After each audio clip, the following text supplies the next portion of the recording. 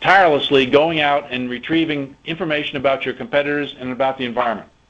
And that's a lot more efficient than having people doing that all the time. Not that people aren't still involved, but these agents, these intelligent agents, substantially improve the efficiency of that kind of a process. Okay, let's go to the next slide then. Concluding that slide then in a statement, we don't do knowledge management, we manage knowledge processes. And all that is toward the objective of creating a learning organization. And since I use that word, I need to spend just 1 second on it. A very simple definition of a learning organization is an organization that continually expands its body of useful knowledge. Simple as that. It can certainly be complex in its implementation, but that's the simple concept. Continually expands its body of useful knowledge. And that's another good way to express knowledge management as well. We're getting close to the end of our first session this morning, and I want to hit at least this one more module. Number 17. Okay. This one is called the intellectual capital model. It's very important for you to understand that intellectual capital has 3 components. And Darius, if you'll lay the whole thing out here, I'll walk people through it. Human capital, social capital, and corporate capital. And here's a few words under each one of them that'll give you a little bit better sense of what I mean by human capital. For instance, that's very much the individual. And over on the far right-hand side, corporate capital is very much the organization. The descriptors for human capital include such things as expertise, experience, capability, capacity, etc. You'll notice at the very top of this slide, that written in red, is the spectrum from tacit to explicit. It's the very nature of human capital to be tacit.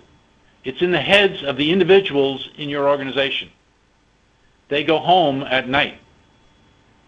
One of the objectives, in order to get, Darius, if you hit punch one more time there, you'll see the bottom. One objective of an organization to increase its enterprise knowledge is to move some of that tacit knowledge over towards the explicit side. To document, to codify some of the knowledge that's in the heads of your experts and make it available to your entire organization. Now that raises an interesting thought. Does that mean then that the role of knowledge management is to suck the brains out of people and get it into some kind of a repository or database or knowledge base?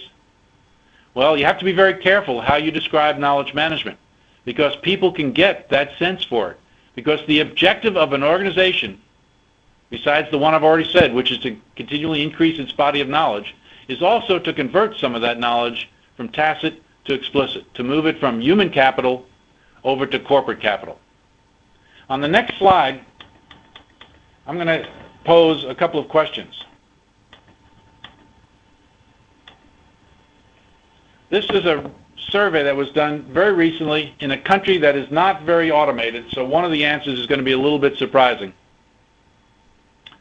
If we go on to the next slide, please.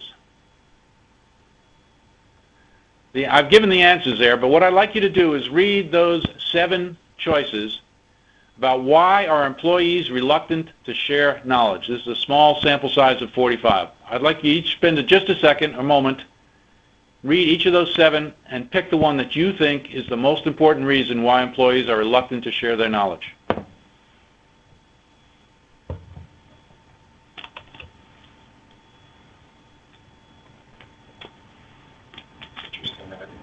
IT thing is the least.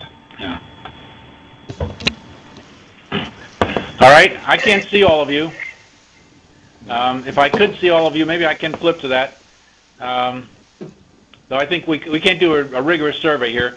But I'll just talk about some of the ones that received the most votes in this other group. This is a country nearby you, but it obviously is a not well automated country because no IT platform to share expertise got the lowest grade.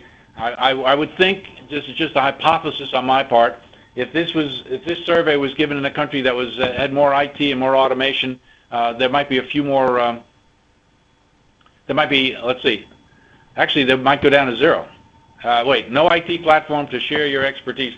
If there was more IT platforms, if it was a more advanced country, I don't know how that would go now that I'm thinking about it. Maybe that's about the right answer for undeveloped country. If it was more developed, it should go to zero because there would be IT platforms to share expertise. Anyway, so what I want to focus on, though, are the first and fourth, the ones that receive the most votes. People are afraid of losing their personal competitiveness and no recognition or rewards for sharing. These are very personal concepts, and they're very important. Within knowledge management, you certainly have to reward people. If you're going to get them to start thinking about and being active participant in the knowledge age, so there certainly needs to be some type of recognition and rewards. They need to feel like they're contributing substantially and are being rewarded for it. One of the ones that appeared somewhat popular on that I really want to address, probably one of the most important, is the fifth one.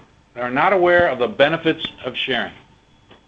In fact, if I were to ask you 5 or 10 years ago, the statement was generally made that knowledge management will never be a success because people want to hoard their knowledge. Now, if you can come back to me, I'm going to do a little hand manipulation here, and I want to, that's the one I'm talking about, not aware of the benefits of sharing. So, Darius, if you could put the screen on me instead of the PowerPoint slide, I'd like to demonstrate something. Just a minute, Douglas. Screen on Douglas. Thank you. Okay. Can you all see this little golf ball? Yeah. Am I a big enough screen now? Yeah. Okay. Yeah. All right. The concept that people said, the reason why people said knowledge management would not be a success is because they believe that people hoard knowledge. So here I am taking my little knowledge, my nugget of knowledge, and I'm hoarding it. I'm keeping it to myself. If somebody comes and asks me about my area of expertise, I might dole out just a little piece to them. And that's the concept that people had about how individuals interact. It turns out that that is a false concept. It turns out that when people establish trusting relationships, they are very willing to share knowledge.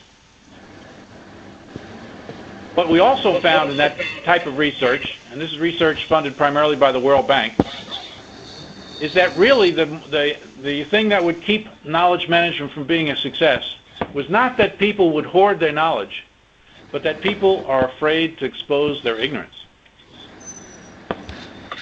So those are some concepts. If we're going to design knowledge management systems, we better not go against the very important concepts that are in fact reality. So people are willing to share their knowledge. But if they don't know the benefit of it, now I'm going back, you don't need to flip back to it, but I'm going back to that fifth point. They're not aware of the benefits of sharing. I'm going to give you a little example or sample that makes you understand that there are substantial benefits of sharing. Now, usually I do this in the class, and I have a couple of golf balls. I don't bring a dozen with me, but just enough to prove a point.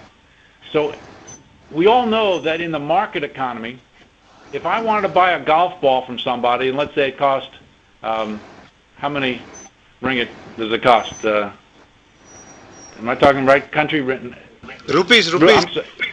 I'm sorry, I'm in Malaysia. That's right, I'm in Malaysia. Okay, rupees. How many rupees? Let's say it costs around 45 rupees for this, or maybe it's 90 rupees. I don't know. Let's say 45 rupees for this golf ball. If you have 45 rupees and I have this golf ball, you give me the 45 rupees, I give you the golf ball. The market economy is zero sum. It's always one golf ball, one set, one amount of 45 rupees.